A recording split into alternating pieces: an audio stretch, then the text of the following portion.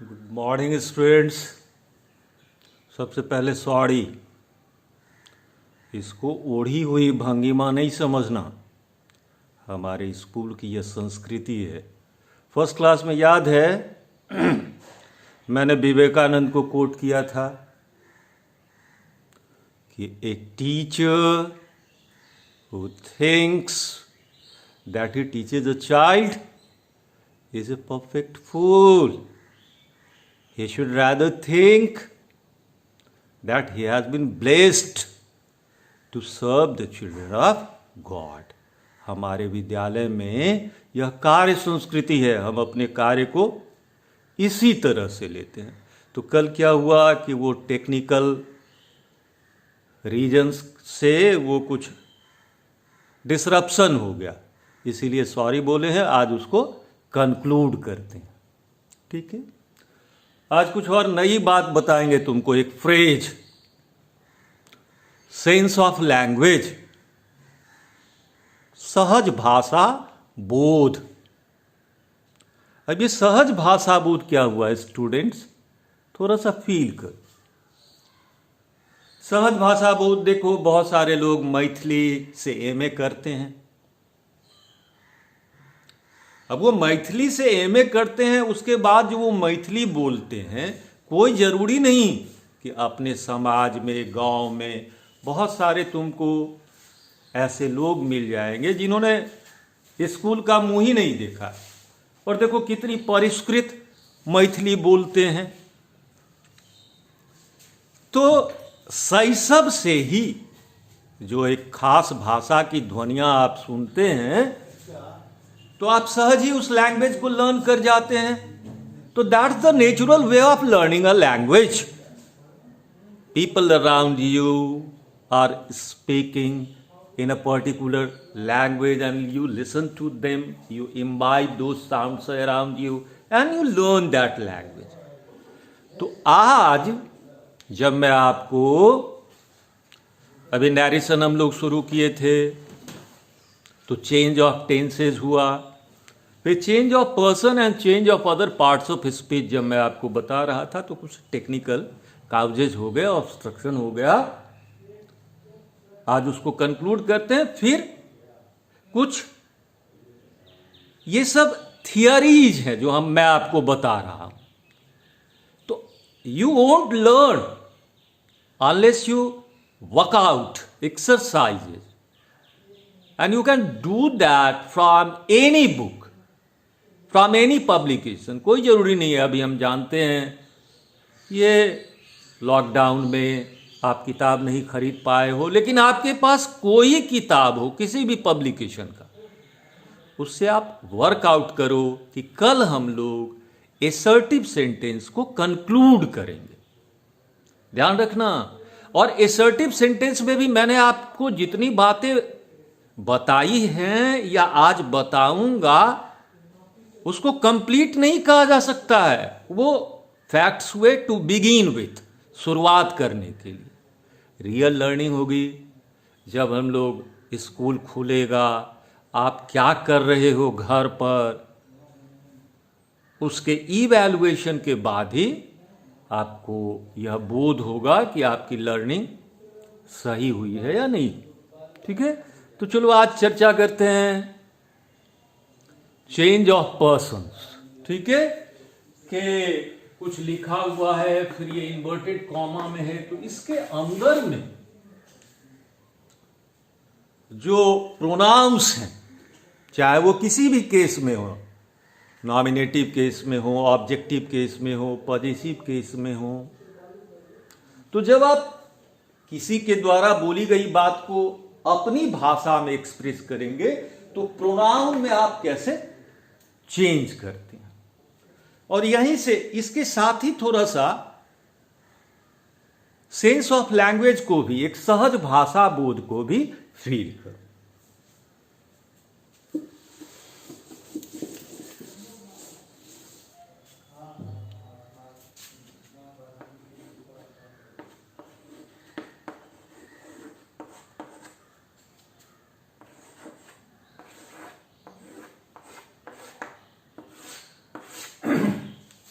देखो यहां मैंने लिखा 1 2 3। अब ये 1 2 3 समझ ही गए हो, तुम समझते ही हो, first person, second person, third person. और ये क्या हो गया, सब्जेक्ट ऑब्जेक्ट, और ये N stand for no change. ठीक है, ये first person, second person, third person. तो फर्स्ट पर्सन के जितने प्रोनाउंस रहेंगे उसको आप सब्जेक्ट के पर्सन में बदल दो। सेकेंड पर्सन के जितने प्रोनाउंस रहेंगे ऑब्जेक्ट के पर्सन में बदल दोगे, और थर्ड पर्सन के जितने प्रोनाउंस हैं no change. Very simple, very simple. First person के सारे प्रोनाउन को आपने सब्जेक्ट के पर्सन में बदल दिया, सेकेंड पर्सन के सारे प्रोनाउन को ऑब्जेक्ट के पर्सन में बदल दिया, और थर्ड पर्सन के सारे प्रोनाउंस को आपने नो चेंज, उसमें कोई चेंज नहीं करते। एक बात और वार्न करता हूं कि प्रोनाउन का नंबर और केस वो आप कभी नहीं बदलेंगे। प्रोनाउन का नंबर और केस वो कभी नहीं बदलता। अब देखो स्टूडेंट्स, ये थियरी हुआ, इससे तुम्हारी लर्निंग नहीं होगी। तुम्हारी लर्निंग कब होगी, जब तुम एग्जाम्पल्स वर्कआउट करोगे। वैसे मैं कोशिश कर रहा हूं कि बोर्ड पे एग्जाम्पल्स वर्कआउट करके आपको दिखाएं। अब जैसे देखो, मैंने एक सेंटेंस लिखा, राम सेज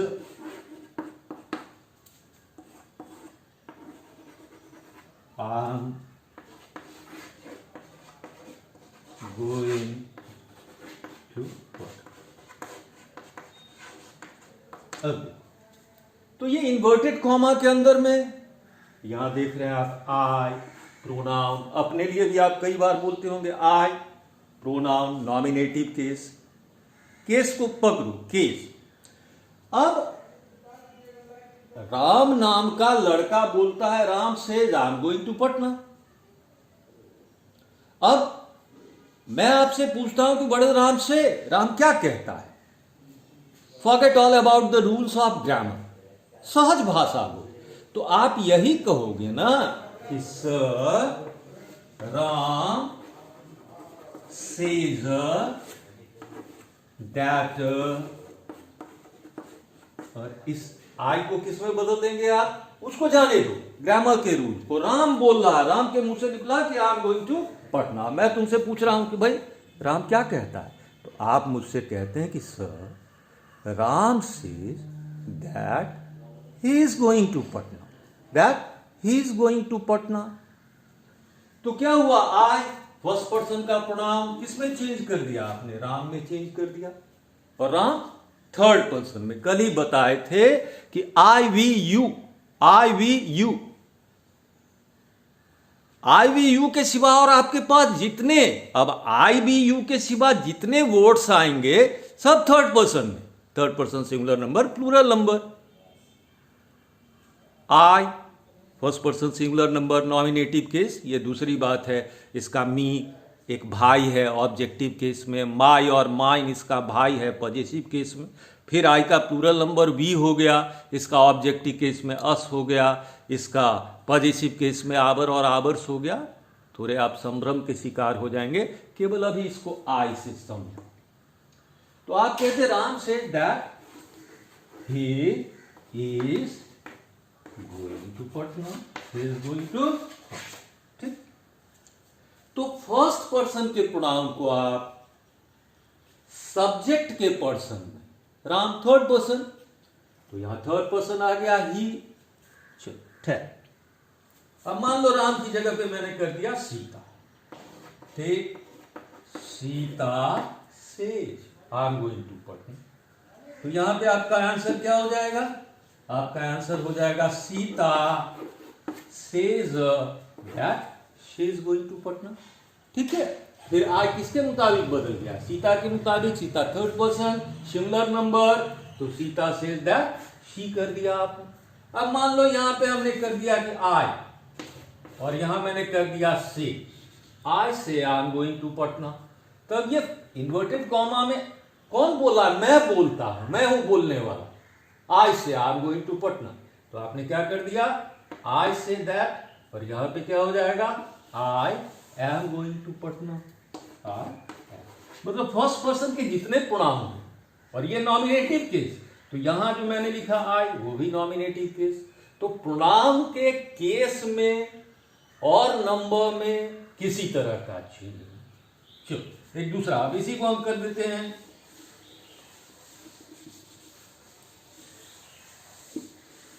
और एक बात ध्यान दिया तुमने, एक बार फिर से देखो, मैं लिख रहा हूं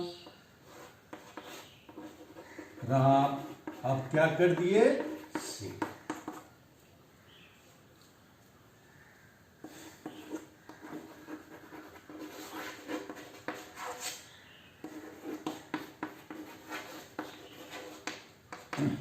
चेंज क्या हो गया, यहां पे रिपोर्टिंग वर्ब पास्ट टेंस में, ठीक। तो हमने क्या लिखा, हमने लिखा राम सेड दैट, और फिर ये आई किसके मुताबिक, थर्ड पर्सन सिंगुलर नंबर, तो क्या कर दिए कि दैट ही। और याद है, कौन बताएगा, I am going to Patna, आप, I am going to Patna, कौन सा tense, present continuous. Present tense किस में चेंज हुआ, कॉरेस्पॉन्डिंग पास्ट टेंस में, तो past continuous, that he was going to Patna, ठीक है। और एक बात यहां ध्यान रखो, फिर बता देते हैं, बहुत सारे बच्चे क्या कर रहे हो कि समझ नहीं रहे हो, यहां पर आप टोल्ड लिख देते हैं, गलत बात हुई। आप इस सेड को टोल्ड में, आप इस सेड को टोल्ड में कब बदलते हैं बेटी आप, ठीक है, सेड को तब बदलते हैं आप टोल्ड में जब सेड का कोई ऑब्जेक्ट दिया रहता है। जैसे Ram said to me, Ram said to us, Ram said to him, Ram said to her, जब इस सेड का कोई ऑब्जेक्ट दिया रहता है। और देखो ये थोड़ा सा एक स्यूटिलिटी की बात है, एक सूक्ष्म बात बता रहा हूं कि वो जो ऑब्जेक्ट है कि Ram said to me, Ram said to us, Ram said to them, Ram said to you, Ram said to Sita, तो सेड टू के बाद जो आप ऑब्जेक्ट दे रहे हैं, इनडायरेक्ट ऑब्जेक्ट, वो रियली वहां पर ग्रामर के लैंग्वेज में वो सेड का ऑब्जेक्ट नहीं हुआ, वो प्रीपोजिशन टू का ऑब्जेक्ट हुआ। राम सेड टू मी, तो मी प्रीपोजिशनल ऑब्जेक्ट हुआ। तो जब यहां पर राम सेड के बाद टू होवे और इनडायरेक्ट ऑब्जेक्ट होवे, राम सेड टू मी, वो अब अभी बीच में नहीं बताएंगे डायरेक्ट ऑब्जेक्ट इनडायरेक्ट ऑब्जेक्ट, वो भी पढ़ेंगे हम लोग, निश्चित रूप से पढ़ेंगे, अभी वो एस्ट्रे चला जाऊंगा।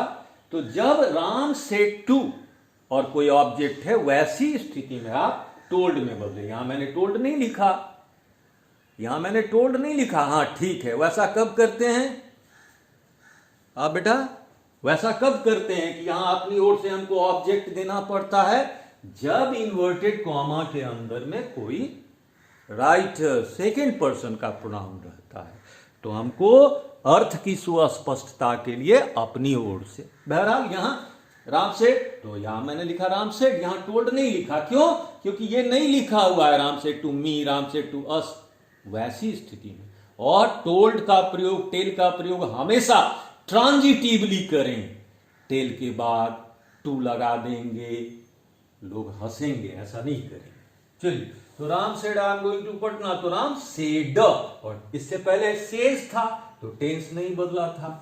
फर्स्ट पर्सन समझ में आ गई बात। चलो अब सेकेंड पर्सन को समझते हैं। क्या था, फर्स्ट पर्सन किसके अकॉर्डिंग, सब्जेक्ट के person, first person, second person object के पर्सन में। तो चलो एक पंक्ति लिखते हैं, she said to me, I taught you English. I taught you English. अब देखो सेकेंड पर्सन का प्रोनाउन, तो यहां यू है। अब यू किसके मुताबिक बदलेगा, तो ये जो प्रीपोजिशनल ऑब्जेक्ट है मी, तो इसका आंसर हमको लिखना है। तो सबसे पहले लिखे शी के बाद क्या लिखेंगे? सेड या टोल्ड, राइट। क्यों लिखेंगे टोल्ड? क्योंकि यहां पे ऑब्जेक्ट दिया हुआ है। तो शी टोल्ड, अब उसने मुझसे क्या कहा? उसके मुंह से, सी के मुंह से निकला था कि आई टॉट यू इंग्लिश। हम क्या कहेंगे? सहज भाषा बोध। तो इस आई को किस में बदल देंगे? फर्स्ट पर्सन के प्रोनाउन को सब्जेक्ट के पर्सन में, see third person singular number. Anyway, इस आई हमेशा ध्यान रखना कि प्रोनाउन के नंबर और केस में कोई चेंज। तो ये आई बदल गया she told me that she. यहां पे कौन सा टेंस है? टेंस समझो। मेरे पास जो फीडबैक आ रहा है वो थोड़ा सा अलार्मिंग है। मैंने तुमसे पहले ही कह दिया था कि नरेशन कसौटी है,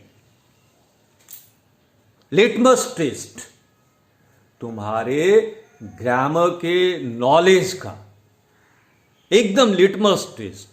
तो मैं तो मानकर चल रहा था कि आप इतनी बातों को जरूर जानते हैं। टेंस का वर्किंग नॉलेज है आपके पास, काइंड्स ऑफ सेंटेंसेस आप समझते हैं, काइंड्स ऑफ सेंटेंसेस समझते हैं, और थोड़ा सा आपको वर्किंग नॉलेज है, एडजेक्टिव क्या है, एडवर्ब क्या है, आप इन बातों को समझते हैं। ये हम एकदम मान के चल रहे थे कि प्रोनाउन क्या है। अब उस दिन पूछ दिया मैंने फर्स्ट पर्सन नॉमिनेटिव केस। तो इसको ध्यान रखो। अगर ऐसी बात है कि तुमको टेंस का, अब प्रोनाउन क्या है आप नहीं समझ रहे हैं, एडवर्ब क्या है आप नहीं समझ रहे हैं, तो एक फाल्स्टम हो जाएगा। तब क्या करेंगे कि इंटेरोगेटिव सेंटेंस तक ले जाऊंगा एक बार, और उसके बाद टेंस पे आ जाएंगे हम लोग। और तुमको मैं बता रहा हूं विथ फोल्डेड हैंड्स कि टेंस के लर्निंग का जो method made in SMS Sacred Mission School, जो हम आपको, आपका स्कूल आपको देगा, I tell you very humbly, gently, that's something rare. Anyway, come to the point. तो यहां पे देखो, तो क्या है? Simple past I taught. आप बताओ सिंपल पास्ट को किस में बदलेंगे? 1 into 3, 2 into 4, reporting by past tense, और अंदर में है पास्ट टेंस। तो पास्ट टेंस को कैसे बदलते हैं? सिंपल पास्ट को past perfect, past continuous, past perfect continuous, और पास्ट परफेक्ट और past perfect continuous no change. तो यहां आप देख रहे हो कि ये सिंपल पास्ट है, तो इसको पास्ट परफेक्ट में बदलेंगे। पास्ट परफेक्ट में मत लेंगे, she told me that she had लिख लिए, वर्ब को चेंज करिए, हैड टॉट लिख लिए, हैड टॉट लिख लिए। अब ये यू है, सेकेंड पर्सन का प्रोनाउन आ गया, तो ये किसके मुताबिक बदलेगा? शी सेड टू मी, उन्होंने मुझसे कहा था। तो सेकेंड पर्सन का प्रोनाउन ये यू मी के मुताबिक बदलेगा, ठीक है, ऑब्जेक्ट के मुताबिक, प्रीपोजिशनल ऑब्जेक्ट के मुताबिक, या वर्ब के ऑब्जेक्ट के मुताबिक। तो she told me that she had taught me, और ठीक है, समझ रहे हो? सेकेंड पर्सन के प्रोनाउन को ऐसे बदलते हैं, ठीक। और third person no change. First person second person समझ गए हो ना? एग्जाम्पल वर्कआउट करके बता दिए। अब देखो third person,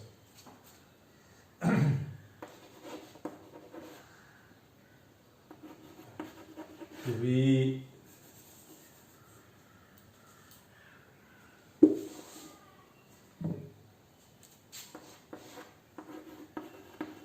I said to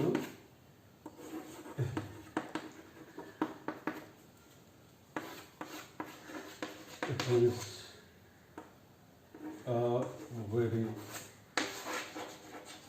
good. ठीक है, आप बोलो। चुप। I said to him, told him, I told him that, और ही में कोई चेंज, दैट ही, ध्यान रखना इस ही को स्मॉल लेटर से, ये पहले भी ये कॉम्प्लेक्स सेंटेंस था, अभी भी ये कॉम्प्लेक्स सेंटेंस, तब अलग अलग क्लाउजेस थे, ये इन्वर्टेड कॉमा में था, तो ये कैपिटल एच था, यहां स्मॉल एच हो गया। आई told him that he was a good boy, कोई चेंज नहीं करती। चले आगे अदर पार्ट्स ऑफ स्पीच की तरफ। एसर्टिव सेंटेंस, केवल एसर्टिव सेंटेंस से संबंधित इतनी, ये जनरल रूल्स चल रहा था।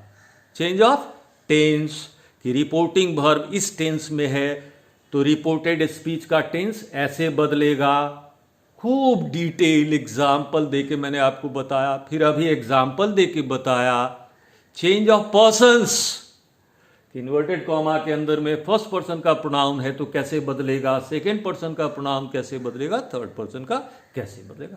अब थोड़ा सा other parts of speech. Other parts of speech में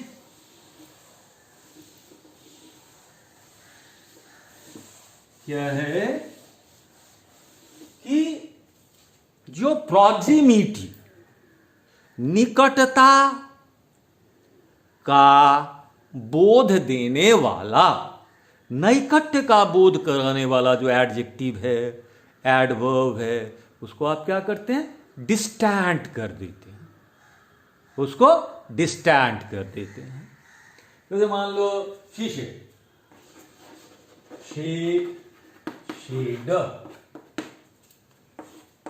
एक बार और बता देते हैं तुमको, कई बार अगर डायरेक्ट स्पीच में जो टेंस दिया हुआ है उसको एग्जैक्टली जो रूल्स आपने पढ़ा है उसी के मुताबिक नहीं चेंज किया जाता है, वो बाद में।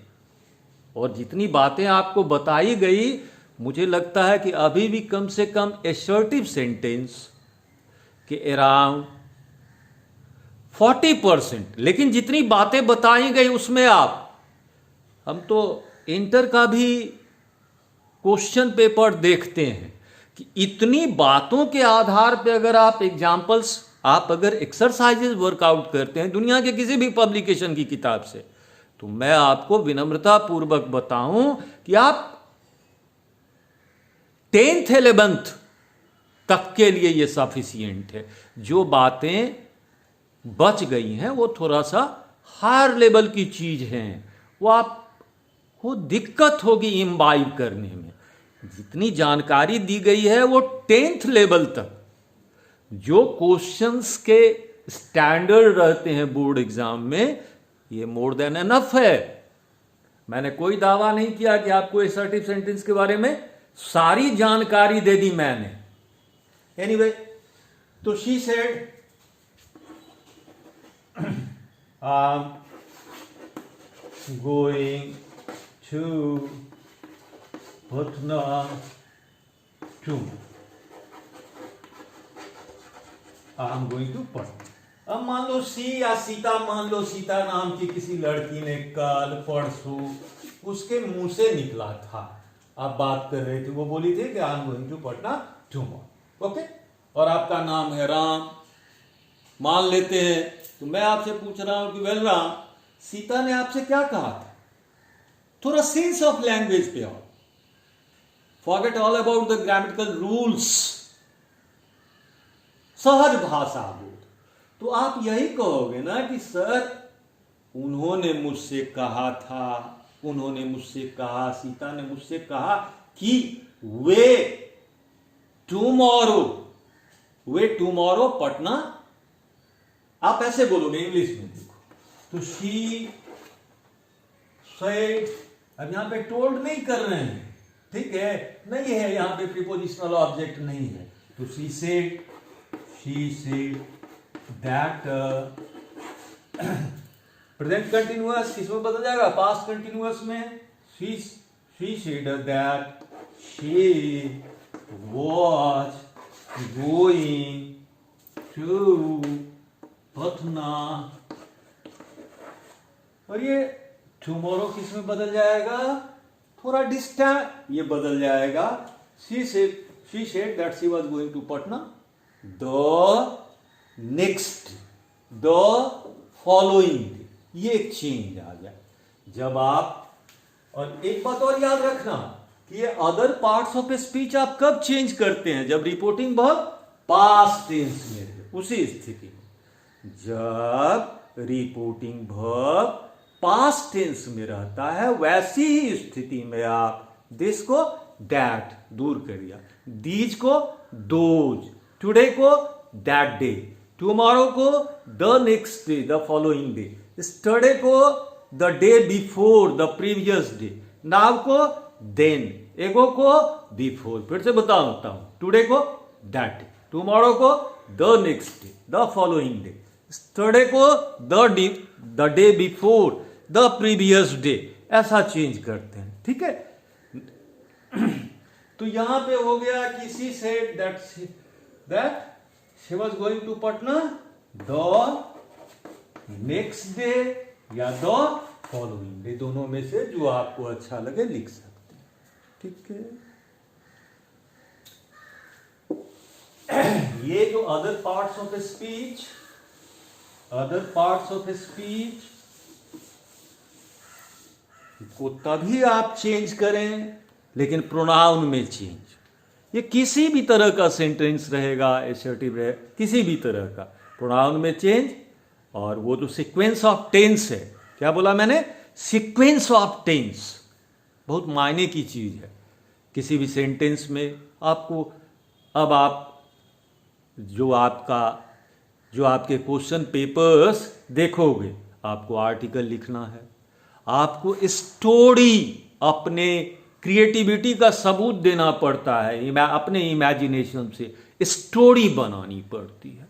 आपको ऐसे फिलॉसफिकल क्वेश्चंस आजकल वैल्यू ओरिएंटेड क्वेश्चंस रहते हैं कि बड़े बड़े जिनकी काफ़ी उम्र हो गई है उनके लिए प्रॉब्लम है, तो सारे के सारे आपको कॉम्प्लेक्स सेंटेंसेस लिखने होते हैं। और कॉम्प्लेक्स सेंटेंस आप जब तक ये नरेशन को नहीं प्रैक्टिस करोगे दिक्कत है। और जितनी बातें जनरल रूल्स अभी आपको बताई गई, आप ध्यान नहीं देते हो। दैट को किस में चेंज करते हैं? दोज में। दिस को किस में चेंज करते हो? दैट में। दीज को दोज में। टुडे को that day, tomorrow the next day the following day, yesterday the previous day, ago before they. ऐसे जब भी देखो आपकी ये पास्ट टेंस में रिपोर्टिंग वर्ब, ये अदर पार्ट्स ऑफ स्पीच में ऐसे चेंज करते हैं। चलो आज कंक्लूड कर लेते हैं इसको, एसर्टिव सेंटेंस को। मैंने ये कोई दावा नहीं किया कि एसर्टिव सेंटेंस के अराउंड आपको सारी बातें हम लोगों ने बता दिया, लेकिन इतनी बातें आपको बता दी गई कि आप 10th लेवल, अरे मैं तो देखता हूं इंटर का जो यहां का क्वेश्चन पेपर है अपने इंटरमीडिएट काउंसिल का, कि आप उसको भी कर सकते हो। हाँ, तब शर्त है कि आपके पास अभी जो ही किताब अवेलेबल हो उसमें से वो करो। जब तक करोगे नहीं तब तक दिक्कत है। तो चलो आज 2-3 सेंटेंसेस करके हम लोग और ये कर लेते हैं। ठीक है,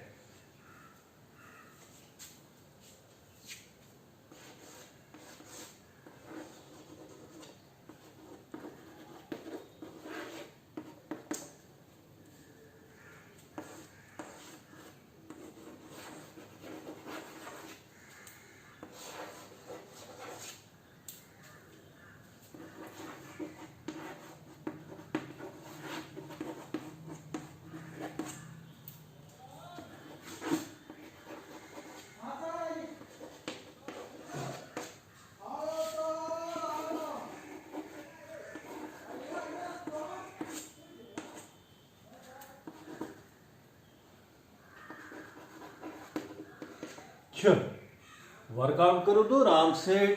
I shall be obliged to you if you help me. सब लोग करो। हमने आपको 1 मिनट का टाइम दिया, 60 सेकेंड्स का। चलो। Ram said, I shall be obliged to you if you help me. 60 seconds.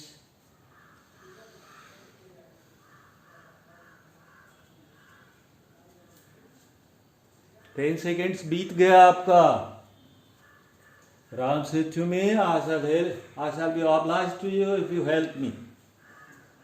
ठीक है। 20 seconds. 30 seconds. 40 seconds. 50 seconds. चलिए, your time is up. चलो, अब सबसे पहले आप क्या लिखेंगे? हमने लिखा राम से। ठीक। अब ये बताओ कि ये सेड यहां पर जस्टिफाइड है?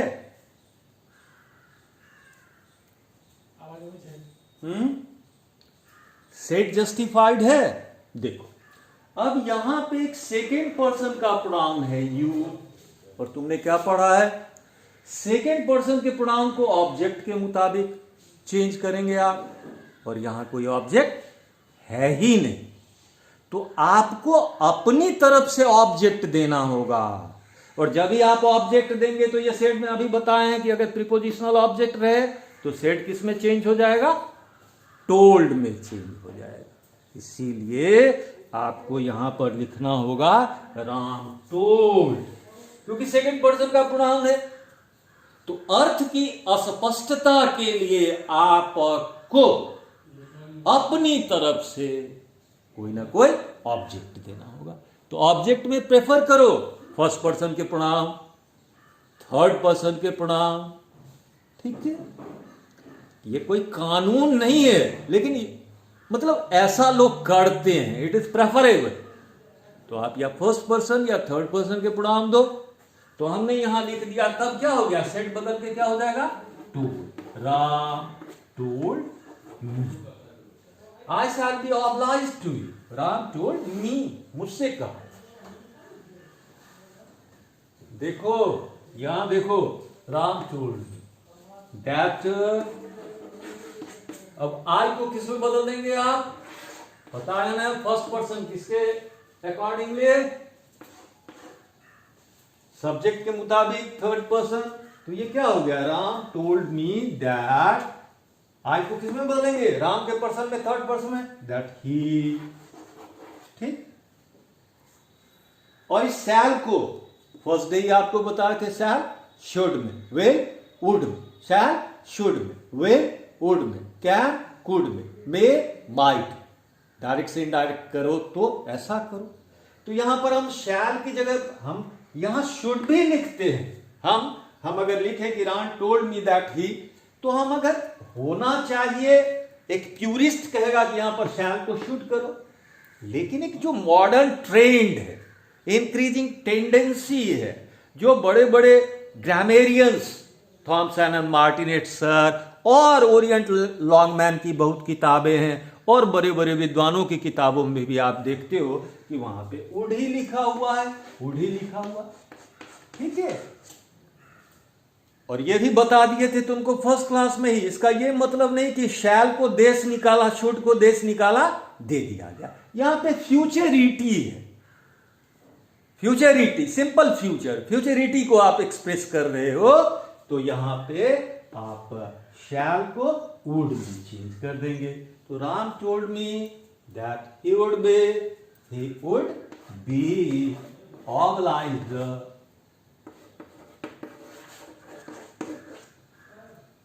to। अब ये यू को किसके मुताबिक बदलेंगे आप? ऑब्जेक्ट के मुताबिक। ऑब्जेक्ट यहां पर आपका क्या है? मी है फर्स्ट पर्सन में।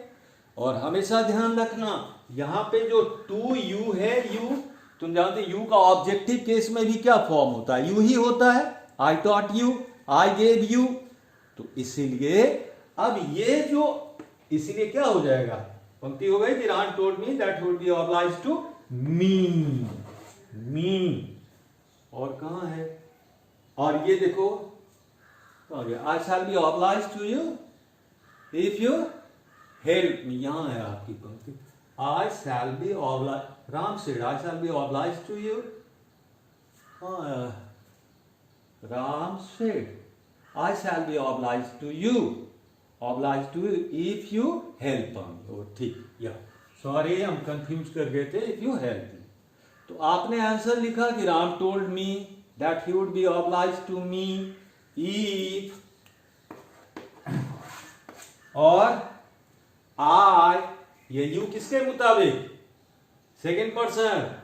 यहां पे फिर देखो ये you जो है ये नॉमिनेटिव केस में, ये नॉमिनेटिव केस में, और यहां जो तुम्हारा यू था ऑब्जेक्टिव केस में, तो उसके अकॉर्डिंगली क्या हो गया कि Ram told me that he would be obliged to me. पहले यू को किस में चेंज किया आपने, मी में, ऑब्जेक्टिव केस में, और दूसरा क्या है यू हेल्प मी, ये यू नॉमिनेटिव केस में है।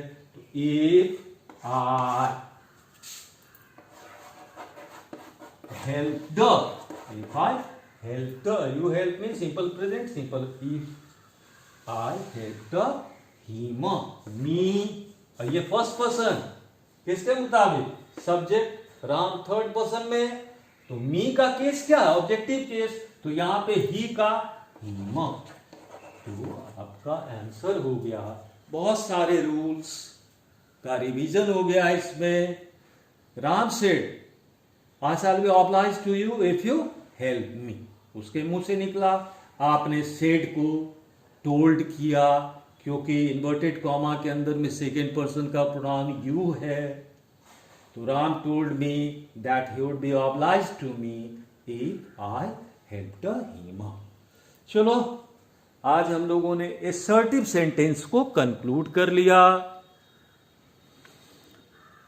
अब हम लोग इंटेरोगेटिव सेंटेंस को डायरेक्ट क्वेश्चन और इनडायरेक्ट क्वेश्चन करेंगे कल।